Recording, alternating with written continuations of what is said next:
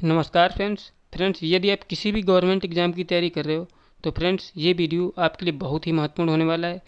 क्योंकि इस वीडियो के माध्यम से मैं आप लोगों को भारतीय संविधान के एग्ज़ाम में आए हुए सभी क्वेश्चंस करवाने वाला हूँ। फ्रेंड्स ये सभी क्वेश्चंस मैंने महेश वर्णवाल बुक से लिए हैं, जिसमें सभी एग्ज़ाम के रिपीटेड क्वेश्चंस दिए होते हैं। चलिए क्वेश्चन नंबर 1 से शुरू करते हैं। मेरा क्वेश्चन नंबर 1 दिया है कि मौलिक अधिकारों के अंतर्गत बच्चों के शोषण से संबंधित होता है कौन सा अनुच्छेद होता है? अनुच्छेद 24 होता है। और अगला क्वेश्चन है कि ICCPR के अनुच्छेद के द्वारा बाल अधिकार को सुरक्षित किया गया किसके द्वारा? अनुच्छेद 24 के द्वारा ये भी होता है। और अगला क्वेश्चन है कि अस्पृश्यता का उन्मूलन किया गया किसमें? अनुच्छेद 17 द्वारा अस्पृश्यता का उन्मूलन किया गया है। और अगला क्वेश्चन है कि न्यायालय उपधारित कर सकता है कि अपराध गठित करने वाला कोई कृत्य अस्पृश्यता के आधार पर किया गया था। यदि ऐसा अपराध किया गया है तो इसके संबंध में क्या होता है? अनुसूचित जाति के सदस्य द्वारा किया जा सकता है। और अगला क्वेश्चन है कि भारत में अस्पृश्यता का निवारण निम्न उपायों द्वारा किया जा सकता है किसके द्वारा? कानून बनाकर किया जा सकता है, शिक्षा की उन्नति द्वारा और जन जागरण के द्वारा अस्पृश्यता का निवारण किया जा सकता है। और अगला क्वेश्चन है कि मद्रास राज्य बनाम दोरायजन 1951 के मुकदमे में भारतीय सर्वोच्च न्यायालय के निर्णय के परिणाम स्वरूप जिस मौलिक अधिकार को संशोधित किया गया है वह कौन सा है? भेदभाव के विरुद्ध अधिकार को क्या किया है? संशोधित किया गया है। और अगला क्वेश्चन है कि अनुसूचित जनजाति को मौलिक अधिकार सामाजिक, आर्थिक, राजनीतिक तथा सांस्कृतिक अधिकार दिया गया किसके द्वारा? अनुच्छेद 17 के द्वारा दिया गया है। और अगला क्वेश्चन है कि भारत का संविधान स्पष्टता प्रेस की आज़ादी की व्यवस्था नहीं करता है, किंतु यह आज़ादी अंतर्निहित किसमें? अनुच्छेद 19(1) में या अनुच्छेद 19(a) में। और अगला क्वेश्चन है कि भारतीय संविधान में भाषण एवं अभिव्यक्ति की स्वतंत्रता के मूल अधिकार का प्रावधान है किसमें है? अनुच्छेद 19 में है। किसका? भाषण एवं अभिव्यक्ति की स्वतंत्रता। और अगला क्वेश्चन है कि स्वतंत्रता के अधिकार के भाग के रूप में बिना हथियार के शांतिपूर्ण ढंग से इकट्ठा होने की स्वतंत्रता के अंतर्गत नहीं आता है कौन सा? घेराव अवसर जो अपना कर्तव्य नहीं निभाते हैं।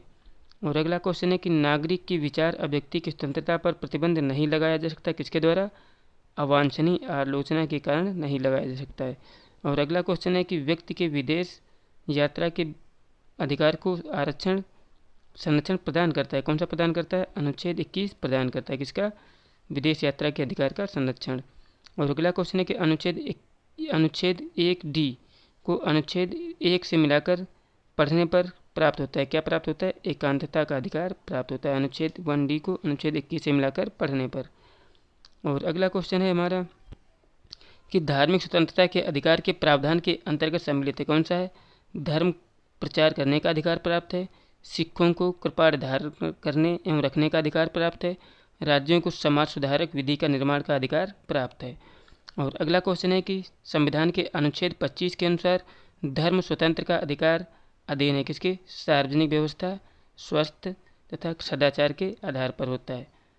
और अगला क्वेश्चन है कि सिखों द्वारा कृपाण धारण करना धार्मिक स्वतंत्रता का अंग माना गया किसके अंतर्गत माना गया? ये अनुच्छेद 25 के अंतर्गत माना गया, सिखों द्वारा कृपाण धारण करने की धार्मिक स्वतंत्रता।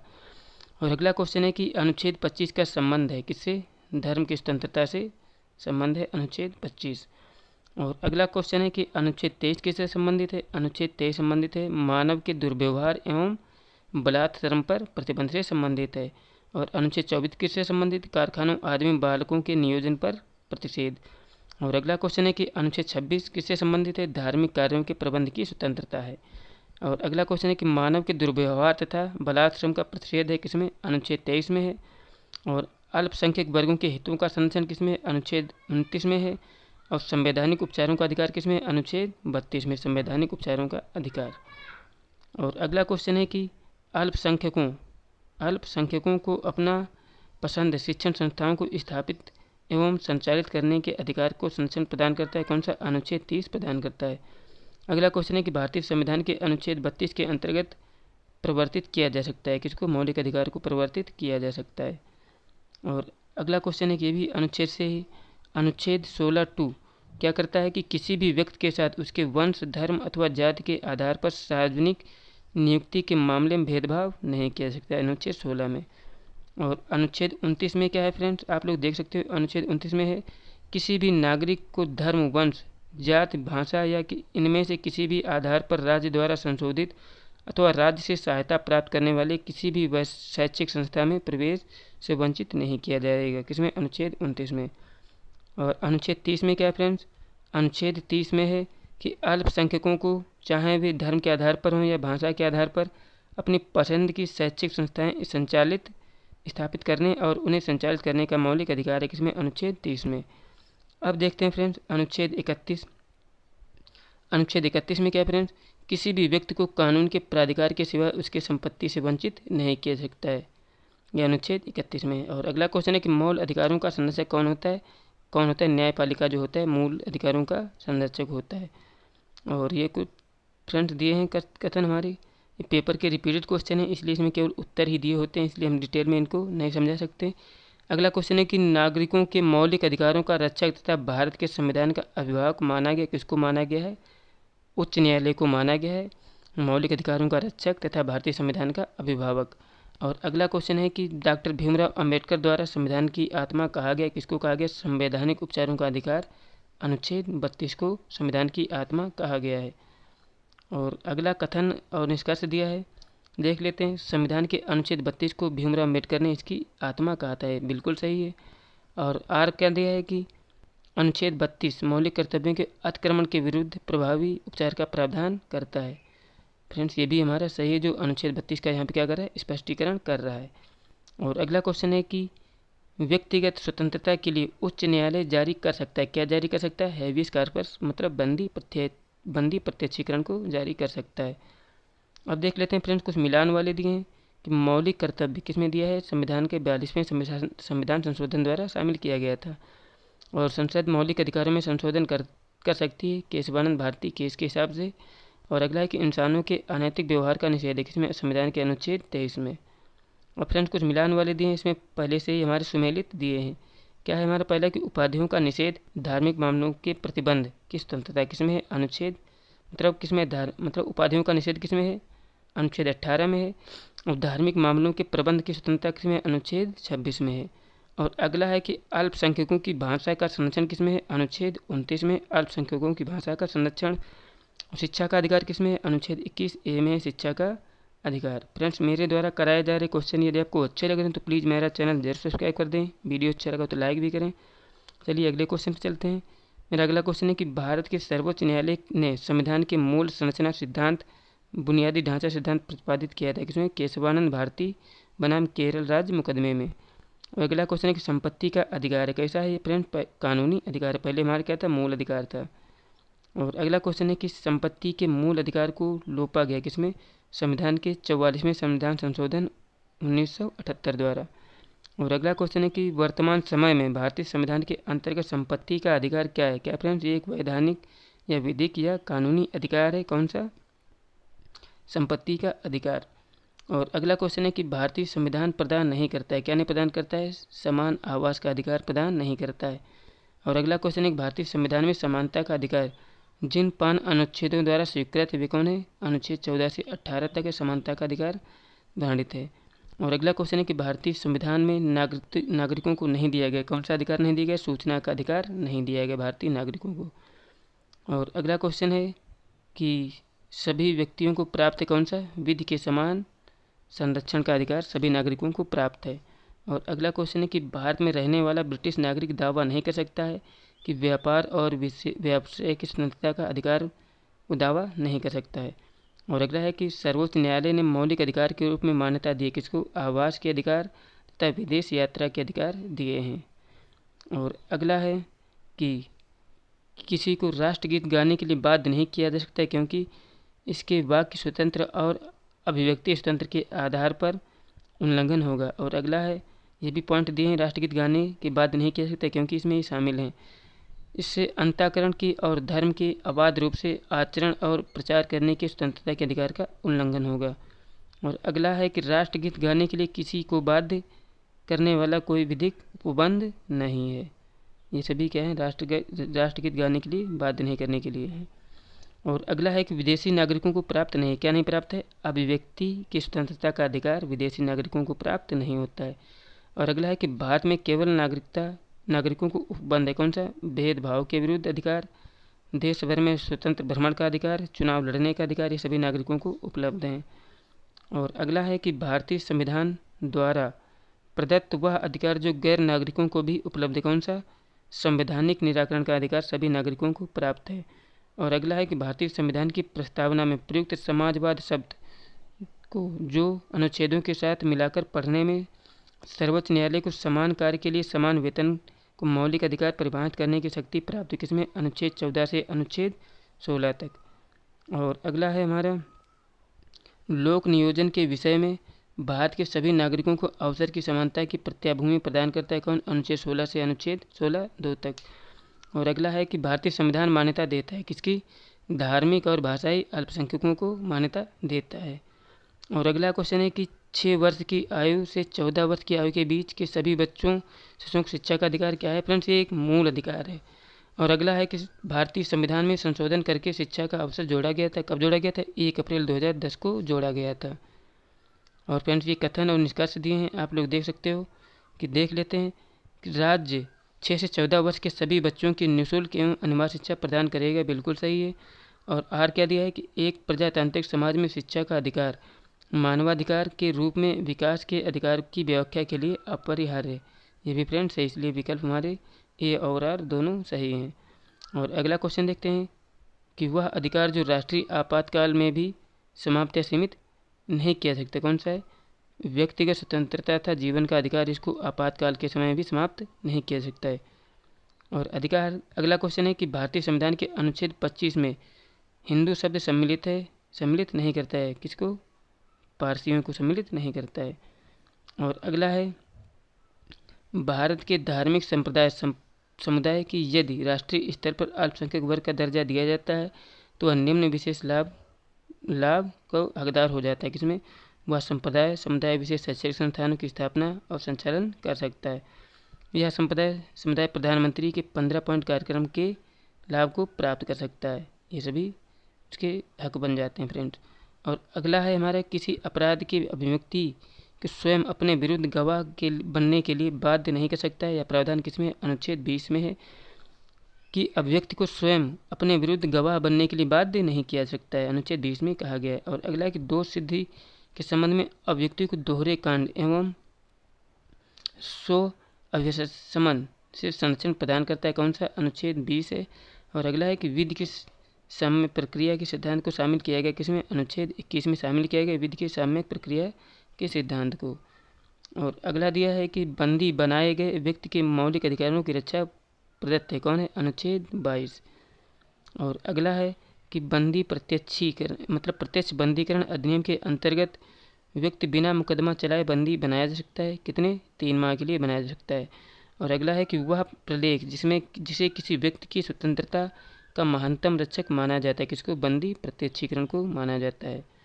और अगला है कि बंधुआ मजदूर अधिनियम संसद ने पारित किया था, कब पारित किया गया था? 1976 में पारित किया गया था बंधुआ मजदूर अधिनियम। और अगला है कि जोखिम भरे उद्योगों में बाल श्रम का उपयोग निषिद्ध किया गया, किसके? भारत के संविधान द्वारा निषिद्ध किया गया है। और अगला है कि 10 दिसंबर 1996 के सर्वोच्च न्यायालय के निर्णय द्वारा शामिल किया गया था।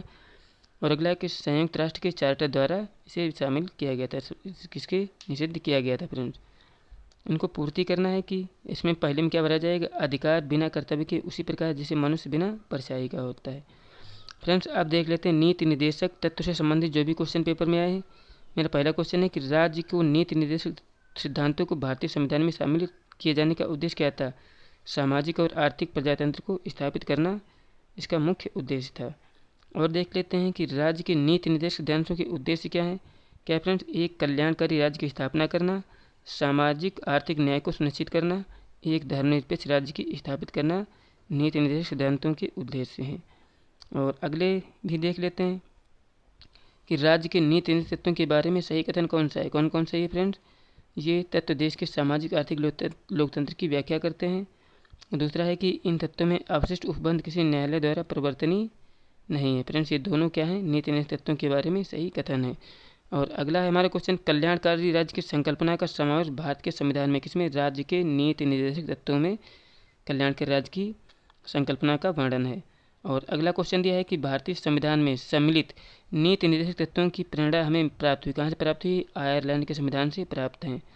और अगला है कि नीति निर्देशक तत्व क्या हैं? ये फ्रेंड्स वाद योग्य नहीं है। और अगला है कि भारत के संविधान के अनुसार देश के शासन के लिए आधारभूत हैं, क्या है फ्रेंड्स? राज्य के नीति निर्देशक तत्व जो हैं किसी भी देश के शासन के लिए आधारभूत हैं। और अगला है कि समान कार्य के लिए समान वेतन भारत के संविधान में सुनिश्चित किया गया था, किसमें? राज्य के नीति निर्देशक सिद्धांतों का अंग है ये।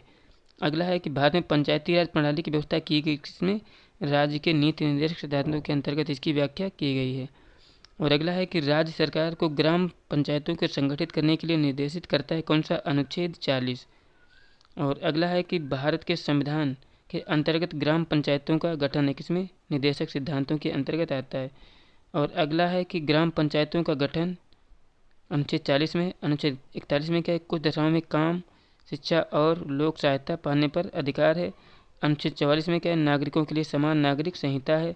अनुच्छेद 48 क्या है? कृषि एवं पशुपालन का गठन है, किसमें? अनुच्छेद 48 में। और फ्रेंड्स कुछ कथन दिए देख लेते हैं। मनरेगा दर हर परिवार के कम से कम एक सदस्य को होता है, वर्ष में 100 दिन का काम दिलाने का प्रावधान करता है, बिल्कुल सही है। अगला एक रोजगार का अधिकार संविधान के भाग 3 में प्रविधित है, फ्रेंड्स ये विकल्प हमारा नहीं से मतलब पहला वाला सही है। फ्रेंड्स अब देख लेते हैं कुछ मिलान वाले पहले से ही सुमेलित दिए हैं। अनुच्छेद 51 में क्या है फ्रेंड्स? अंतर्राष्ट्रीय शांति और सुरक्षा का प्रवर्धन है, एक अनुच्छेद 51 में। और 41 में क्या है? काम, शिक्षा, लोक सहायता पाने का अधिकार है। अनुच्छेद 43 का में क्या है?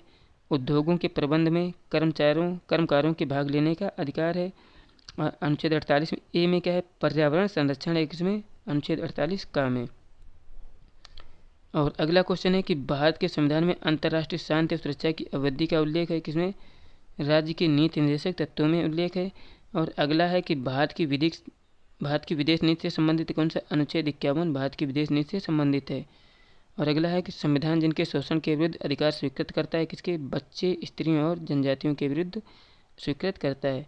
और अगला है कि राज्य के नीति निर्देशक तत्व हैं, किसमें? मद्य निषेध, गौ संरक्षण और पर्यावरण संरक्षण राज्य के नीति निर्देशक तत्व हैं।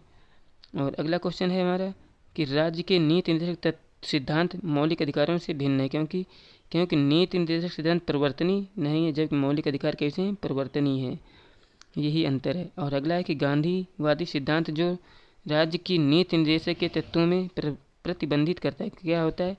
ग्राम पंचायतों को संगठित करना, ग्राम क्षेत्रों में कुटीर उद्योगों को प्रोत्साहित करना, गांधीवादी सिद्धांत जो राज्य के नीति निर्देशक तत्वों में प्रतिबंधित होते हैं। और अगला क्वेश्चन है कि राज्य के नीति निर्देशक सिद्धांतों से वह जिसके बारे में संविधान में शांत रहता है, किसमें? प्रौढ़ शिक्षा के मामले में शांत रहता है। और अगला है कि राज्य के नीति निर्देशक सिद्धांत जो संविधान में बाद में जोड़ा गया, क्या जोड़ा गया? मुफ्त कानूनी सलाह को संविधान में बाद में जोड़ा गया। और अगला है कि राज्य के नीति निर्देशक सिद्धांतों में सम्मिलित नहीं, कौन सा? सूचना का अधिकार राज्य के नीति निर्देशक सिद्धांतों में शामिल नहीं है। और नीति निर्देशक तत्व है फ्रेंड्स समान नागरिक संहिता, जो है क्या है? नीति निर्देशक तत्व समान नागरिक संहिता है, जो अनुच्छेद 44 में वर्णित है। और अगला है कि राज्य के नीति निर्देशक तत्वों में है, क्या है? राज्य को सुनिश्चित करने का प्रयास करेगा कि पुरुष और महिलाओं को समान कार्य, समान वेतन, जीविकोपार्जन पर्याप्त साधनों का समान अधिकार है, काम हेतु न्याय संगत और मानवोचित दशाओं में रहे। और अगला है हमारा क्वेश्चन कि राज्य के नीति निर्देशक सिद्धांत एक ऐसा चेक है जो बैंक की सुविधानुसार अदा किया जा सकता है, किसने कहा था? ये केटी शाह ने कहा था। फ्रेंड्स अब देख लेते हैं कि मूल कर्तव्य से संबंधित जो भी क्वेश्चन बनते हैं। पहला क्वेश्चन दिया है कि भारत की प्रभुता, एकता और अखंडता की रक्षा करने और उसे अक्षुण्ण रखने की मूल प्रवृत्ति को रखा गया है, किस स्थान पर? तीसरे स्थान पर रखा गया है। और अगला है कि भारतीय संविधान के 42वें संविधान संशोधन विधेयक द्वारा मूल कर्तव्यों को सम्मिलित किया गया था, किसमें? अनुच्छेद 51A के तहत सम्मिलित किया गया था। और अगला क्वेश्चन है कि भारतीय संविधान में मूल कर्तव्य शामिल किया गया था, किसके? स्वर्ण सिंह समिति की संस्तुति पर मूल कर्तव्य को सम्मिलित किया गया था। और अगला क्वेश्चन है कि संविधान में मौलिक कर्तव्यों को सम्मिलित किया गया था कब? 1976 में। और अगला क्वेश्चन है कि भारत के संविधान का वह भाग जिसमें मौलिक कर्तव्य उल्लिखित हैं, किसमें? भाग 4 का में क्या है? मौलिक कर्तव्य उल्लिखित हैं। और अगला है कि भारतीय नागरिकों के लिए 10 मूल कर्तव्य संविधान में जोड़े गए थे। कब जोड़े गए थे? 42वें संविधान संशोधन द्वारा जोड़े गए थे। और अगला है कि भारतीय संविधान में भारतीय नागरिकों के मूल कर्तव्य शामिल हैं। किसमें? अनुच्छेद 51 का में शामिल हैं। और अगला है क्वेश्चन हमारा कि मौलिक कर्तव्यों से संबंधित सही कथन कौन सा है? उन्हें संवैधानिक प्रक्रिया से ही बढ़ाया जा सकता है। स्पष्ट विधियों की व्याख्या के लिए उनका उपयोग किया जा सकता है। किसी विशिष्ट कर्तव्य का पालन करना संवैधानिक कानून के क्षेत्र में आता है। किसी न्यायालय में निश्चित करता है। और अगला क्वेश्चन है कि भारत में मौलिक कर्तव्य क्या हैं? कि हमारी मिली जुली संस्कृति को समृद्ध विरासत को संरक्षित करना मौलिक कर्तव्य का उद्देश्य है। और अगला क्वेश्चन हमारा है कि नागरिकों के मूल कर्तव्यों से सम्मिलित हैं। कौन सम्मिलित हैं? प्रकृति पर्यावरण की रक्षा और उनका संवर्धन, स्वतंत्रता के लिए हमारे राष्ट्रीय आंदोलन के प्रेरित करने वाले उच्च आदर्शों को संजोए रखें और उनका पालन करें, भी सम्मिलित हैं। वैज्ञानिक दृष्टिकोण, मानववाद और ज्ञानार्जन तथा सुधार की भावना का विकास करें, किसमें? सभी मूल कर्तव्यों में है। और ये भी फ्रेंड्स मूल कर्तव्यों में कुछ सम्मिलित हैं। देख लेते हैं कि देश की रक्षा करना, राष्ट्र की सेवा करना, हमारी सामाजिक संस्कृति को गौरवशाली परंपरा का महत्व रखना और उसका परिरक्षण करना, सामाजिक संपत्ति को सुरक्षित रखना, हिंसा से दूर रखना है, किसमें? ये हमारे मौलिक कर्तव्य हैं। और अगला भी हमारा इसी टाइप से कि भारतीय संविधान द्वारा प्रदत्त नागरिकों के मूल कर्तव्यों में सम्मिलित है। कौन सा? मिश्रित संस्कृति को समृद्ध विरासत की रक्षा, संवैधानिक मनादेश की खोज का भावना विकास, व्यक्तिगत और सामूहिक कार्यालापों के सभी क्या है क्षेत्रों में उत्कृष्टता के लिए प्रयत्न करना है। और अगला है कि भारतीय नागरिकों का मूल कर्तव्य क्या है? क्या है? वन्य प्राणी का संरक्षण जो भारतीय नागरिकों का मूल कर्तव्य है। और अगला है कि भारत के प्रत्येक नागरिकों का कर्तव्य होगा कि प्राकृतिक पर्यावरण का संरक्षण एवं सुधार सम्मिलित है, किसमें? अनुच्छेद 51 का में सम्मिलित है। और अगला है कि कथन क्या है? मूल कर्तव्य मूल अधिकारों का भाग नहीं है। फ्रेंड्स ये यहाँ पे क्या है व्याख्या करने वाला है। मेरा लास्ट क्वेश्चन है कि भारतीय संविधान मूल कर्तव्य कितने हैं? 11 हैं। और अगला है हमारा और लास्ट क्वेश्चन कि भारतीय संविधान के भाग 4 का में वर्णित है। कौन है? राष्ट्रीय ध्वज का आदर करना, भारत के सभी लोगों के मध्य भाईचारे का भाव विकसित करना, हमारी समग्र संस्कृति को क्या करना है? मूल्यवान धरोहर की रक्षा करता है। फ्रेंड्स मेरे द्वारा कराए गए क्वेश्चन यदि रियल में आपको अच्छे लगे तो प्लीज़ मेरा चैनल जरूर सब्सक्राइब कर लें।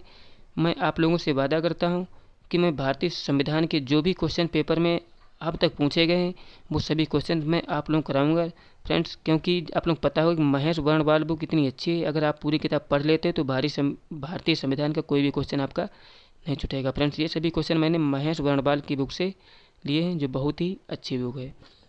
जय हिंद, जय भारत।